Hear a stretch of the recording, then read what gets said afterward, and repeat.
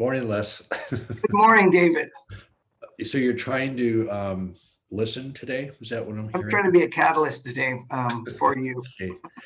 All right. Well, we're going to jump right into it this morning. I've said multiple times it's about your family healing, and we're going to spend a couple weeks on this. So again, dynamic healing respects the idea that your circumstances in your nervous system have to match, and when your circumstances overwhelm your nervous system, you go into threat physiology or fight or flight. And when you stay in that mode, it's a problem. So humans evolve with social connection, but the deeper the connection, the better, but also the deeper the triggers. So within the family, there's a lot going on, and we found out that when people are triggered, they go back into their pain. We talked about that yesterday. But what I want to talk about today is this idea that we'll talk about this later in this week about parenting. And I'm not trying to give specific parenting advice, but my goal is to create an awareness that your only role as a parent, honestly, is to help your children feel safe. That means you feel nurtured, loved, accepted, and safe. And there's a real tendency, I think it's always been there, it seems to be maybe a little bit worse these days. But my parents always told me to do this, and this, get good grades, do this, and this. Or I think, did you tell the story of, I just heard a story last night of somebody whose father asked them why they only got an A. And well, she goes, that's the highest grade there is. He goes, well, what about an A plus? So, I mean, we think we're helping our kids by pushing them. When you give your kids advice, you're really saying you're not good the way you are. If you try to protect them, you're saying, I don't trust you to figure out your own failures. Then if you're critical, you're really just projecting your views of yourself onto your kids. So none of those help your kid feel safe. We've talked about adverse childhood experiences, how a chaotic background can really cause some long-term damage, but it's also incredibly difficult for children to live up to expectations that are unmeetable. So it doesn't matter how good you are, there's always more to do. And we think that's a positive, and really your kids feel very unsafe. And indeed, we have this epidemic of anxiety amongst teenagers and kids in their 20s. That's a whole different topic. But my title today is Your Home, an oak tree or military barracks. And we often take a military barracks attitude where do this, and this, be disciplined, do your job, which is definitely has a place. I'm not saying don't do that at all. But the question is, think about an oak tree. It's got a big, strong trunk. You and your partner are that trunk with these huge set of branches that protect and shelter your family and friends. So, and it just hit me as I was writing this last night that animals in the wild, they keep their young safe. Mhm. And they're not trying to teach them life lessons. They're just keeping them safe. And then they can figure it out themselves. Yeah.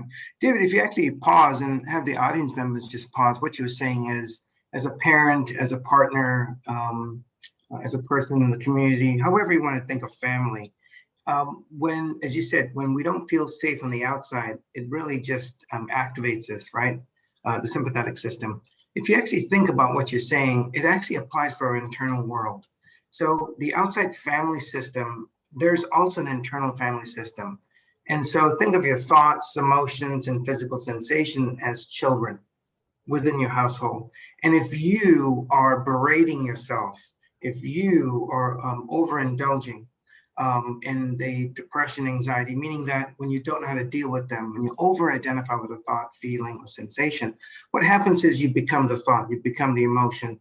When we don't know how to separate from our thoughts, emotions, feelings, and physical sensations, we become it, and then people feel the wrath. So coming back to what you said, I just want to add two more things. Is when we don't feel safe on the outside, we will notice, let's just say we get activated by a child or a friend or a partner or your spouse, whomever it is, and you get activated. Why are you activated? Why are you so angry? Or what's leading to you to be so terse with your words or just really curt? So the reason is because, as you said, we are activated. Why are we activated? Because there's an old program that's playing from your fears. So the fears Right. actually convert into this anger and then it comes out. But if you pause for a moment, I'm just going to add two more things. It's not just when we don't feel safe on the outside and we don't know how to deal with the stressors or the person or the conflict.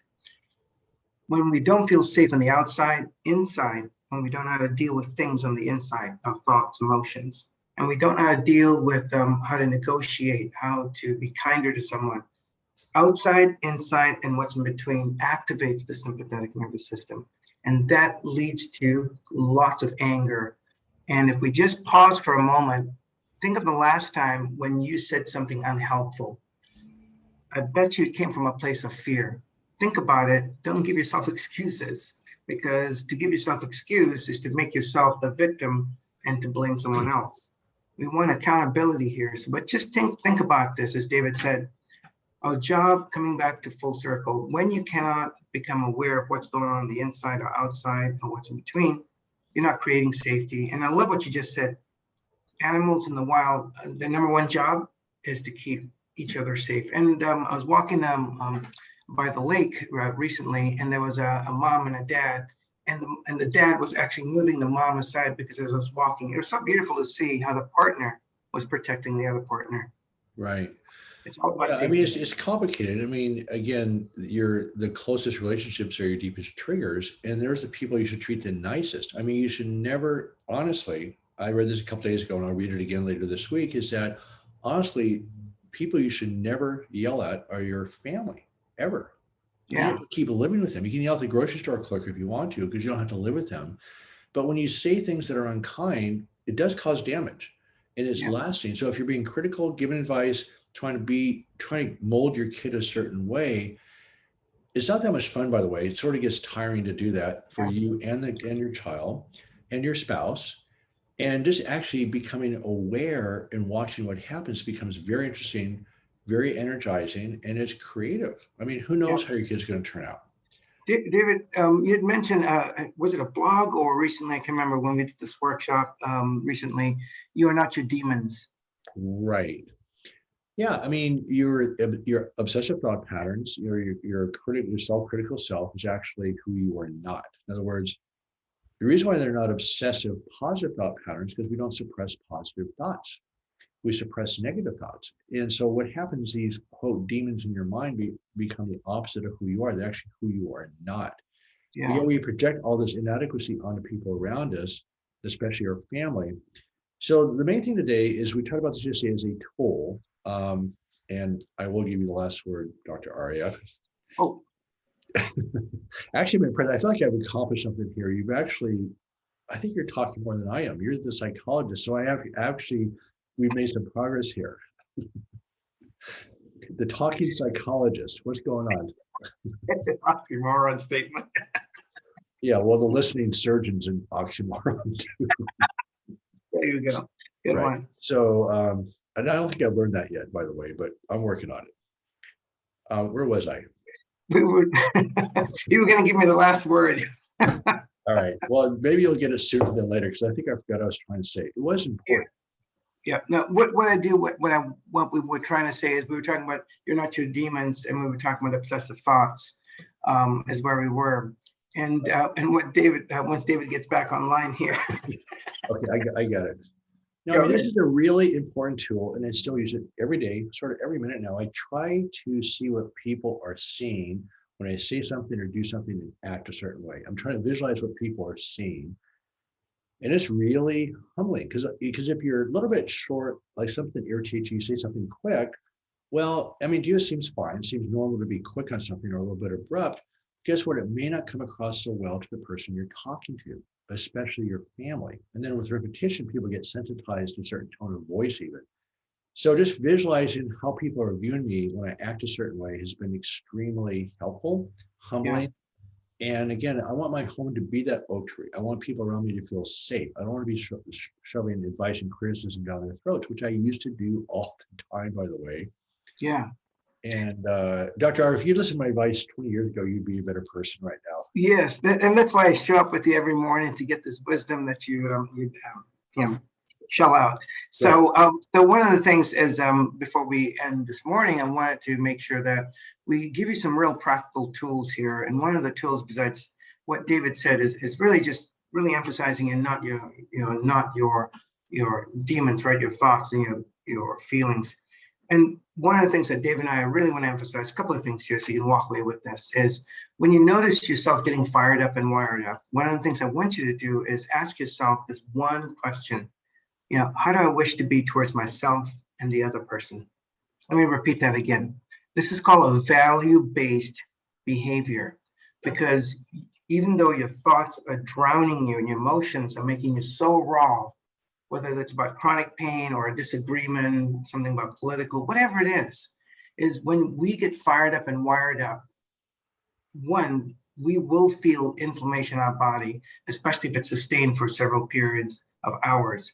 What I want you to do is when you notice your body getting fired up and wired up, and you're just kind of getting drunk in your thoughts, at that moment, I just want you to ask one reflective question. When you ask a reflective question, you start to pull away from what you're experiencing. And here's the reflective question. When you are angry, really angry, and you just want to say the meanest things, I'd like you to ask yourself, how do I wish to be towards myself and the other person during this difficult moment? How do I wish to be towards myself and the other person during this difficult moment? And the words such as, how do you wish to be? I wish to be kind. What would that look like? Like, right, you would basically soothe yourself with kind words, and you'd actually say kinder words, or you'd pull yourself away and then come back and use different words, because once you let that bell go, ding, ding, you ring it, it can damage a relationship over a period of time, and you're wondering why someone doesn't love you back the way you want to be loved. Look, I hate to bring Michael Jackson into this, but The Man in the Mirror is a great song.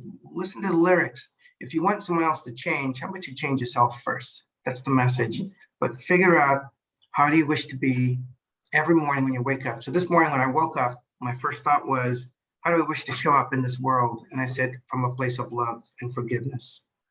No, I agree. That's the end of the day. And we all sort of want world peace, but it does have to start in your family.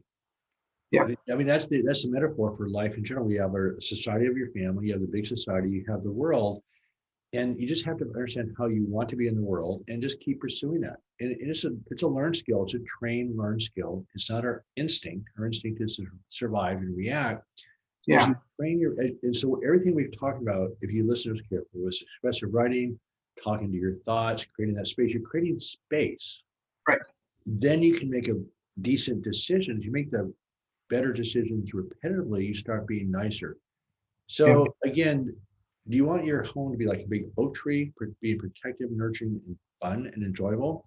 Or do you feel like you have to have a military barracks who just run it like a military base and just discipline this, and this? Yeah. And the oak tree is a lot more fun. That's all I got to say. Anyway, Les, thank you very much. This is good stuff. Yeah. Again, Thanks. more on the internal family systems approach that you discussed. What was your lesson for the day? You had one just a second ago. It was from yesterday too, just to hammer home the same message. When you're fired up and wired up, There you go. Fired up and be wired. aware. All right, so this is Dynamic Healing Moments. We're on healing your family's pain for a few weeks here, discussing it. And again, it's one of the bigger aspects of healing is how you interact with your family. So we'll see you tomorrow. And Les, thank you for being here. Yeah. Thanks, All right. David, and have a great day, everyone. All right.